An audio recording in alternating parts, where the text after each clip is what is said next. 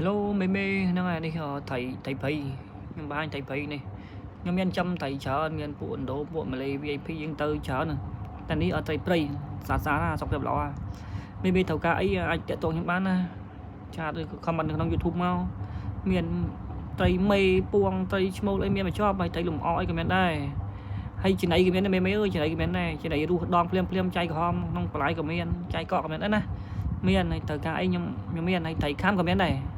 មានលក់ត្រីគីឡូ90 100 150 អីមានធំមានតូចមានបញ្ចប់នេះឲ្យអាងខ្ញុំធ្វើថ្មីខ្ញុំត្រៀមដាក់ត្រីទៀតចឹងណាអានេះលំអមានច្រើនមានមេអាចជួយកំងផងដៃថ្មីមានដៃថ្មីហើយដល់កុំភ្លេចជួយចុច Subscribe ដាក់រូបកណ្ដឹងខ្ញុំអ្នកមួយផងអរគុណទុកជាមុនណាហើយត្រូវការអីកុំភ្លេចកំងខ្ញុំទៅខ្ញុំមានហើយត្រីល្អសុខភាពល្អតានីជូនមើលដូចសាមរ៉ៃគាត់អញ្ចឹងមុខស្អាតណាជាការទីកពើចឹងផ្ទុយផ្លិតស្អាតមែនតើហ្មងមិនត្រូវការអាចកំងបានមានលក់ចៃក៏មានអីក៏មានដែរដល់ពីបន្លាយហ្មងមិនមែនថាចៃមកទុកចោលឬក៏ប្រកបអត់ទេ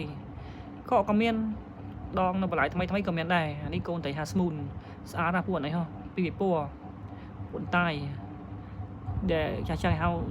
ជួស្រាវហៅត្រីស្បៃនោះណាអានេះកូនលាយគ្នាញ៉ៃបាទនេះនាំចូលពីខាងបងបញ្ញានៅបៃសនោះហ្នឹងហើយនិយាយចឹងមកទៅមិនលាក់បាក់អីទេខ្ញុំត្រង់ពួកនេះ Galaxy ស្អាតមេត្រូវការអីអាចតាក់ទងមកបាននេះអាងខ្ញុំ